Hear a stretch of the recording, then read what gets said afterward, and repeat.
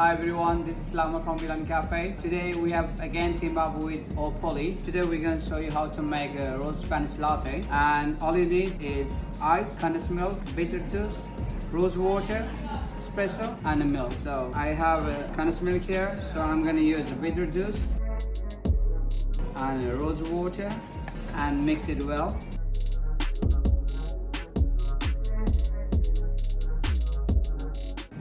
Once everything is well mixed, put the ice cubes and cold milk on the top, creating a layer so that you can have 3 layers, pink, white, and a brown, and top up with espresso.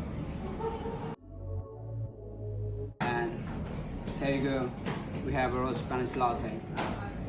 Thanks for watching, see you soon, bye.